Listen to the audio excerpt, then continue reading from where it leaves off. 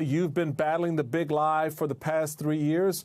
What does a Kristina Karamos win mean for that particular struggle? Well, thanks for having me on. It's great to see you. But the biggest takeaway is that she lost statewide. She was peddling the big lie in Michigan, trying to oversee elections as Secretary of State, and she lost by double digits. American voters stopped these election deniers all across the nation. They stopped them in every single battleground state they were running for to oversee elections. But I think that the message is we're not out of the woods. Democracy won in 2022, but we have people like Karamo still trying to hold on to power and push out election denialism, which is dangerous for the country.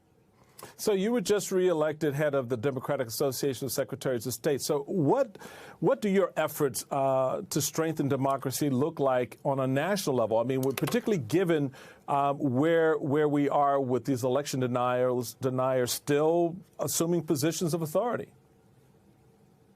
Democratic secretaries of state are dedicated to ensuring that every Republican, Democrat, and unaffiliated voter can have their voice heard in free and fair elections.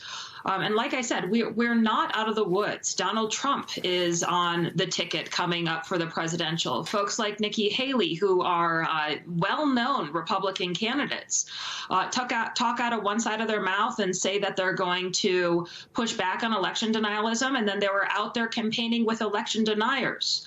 So I do think that we're going to see continued attack on democracy, on election infrastructure, pushed out misinformation, a lot of what we've seen in the last years. But I also think that we are going to continue to combat it and stop election denialism from undermining American democracy. A big part of that effort to sort of push back on this surge in election denialism are court filings from Dominion Voting Systems, for example, showing Fox News hosts chose ratings over truth, repeating voter fraud claims that they knew were nonsense. So how do you start to reverse that false narrative in the media that gets pushed out there in the first instance long before there are lawsuits on the back end to try to clean up things and fix it? It's conversations like this, and every news media has a different philosophy. I think some of those emails that came out between Fox News and the employees are honestly going to cost them a lot of money because they admitted to knowingly pushing out false information, and they're fending off a defamation lawsuit right now. So at the end of the day, states need to continue to strengthen our laws to hold bad actors accountable and prosecute. We do need to see prosecutions happen by local DAs, but also the DOJ for folks who tried to steal the presidential election and other elections across this nation.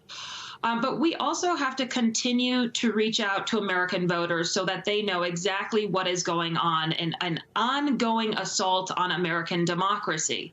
Because American voters chose democracy in 2022, and I have total faith they're going to continue to do that.